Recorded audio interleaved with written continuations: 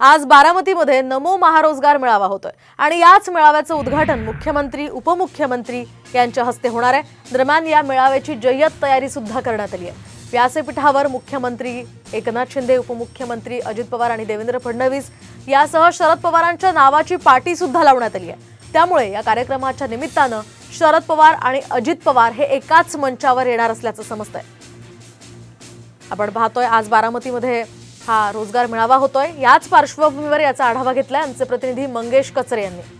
आज बारामतीमध्ये नमो महारोजगार मेळावा होत आहे। हा मेळावा विद्या प्रतिष्ठानच्या मैदानात होत आहे। या ठिकाणी आपण पाहू शकता, या ठिकाणी भव्य असा शामियाना उभारण्यात आलेला आहे। त्याचबरोबर या ठिकाणी भव्य असे स्टेज देखील उभारण्यात आलेले आहे। ही या ठिकाणी आपण आसन व्यवस्था पाहू शकताय। या ठिकाणी शरद पवार यांची या ठिकाणी आसन व्यवस्था केलेली आहे। शरद पवार यांच्या डाव्या बाजूला नीलम गोरे यांची आसन व्यवस्था आहे, तर उजव्या बाजूला या ठिकाणी देवेंद्र फडणवीस यांची आसन व्यवस्था, देवेंद्र फडणवीस यांच्या बाजूला एकनाथ शिंदे यांची आसन व्यवस्था आहे आणि एकनाथ शिंदेच्या बाजूला उपमुख्यमंत्री अजित पवार यांची आसन व्यवस्था आहे। अशी आसन व्यवस्था या ठिकाणी स्टेजवर करण्यात आलेली। त्याचबरोबर अजित पवार यांच्या डाव्या बाजूला मंगल लोढा, दिलीप वळसे पाटील, उदय सामंत, श्रीरंग बारे, दत्तात्रय भरणे, राहुल कुल अशी या ठिकाणी आसन व्यवस्था करण्यात आलेली आहे। आणि या महारोजगार मेळाव्याचे उद्घाटन दुपारी सकाळी 10 वाजता होणार आहे आणि काही वेळात मुख्यमंत्री आणि उपमुख्यमंत्री हे हेलिकॉप्टरने बारामतीमध्ये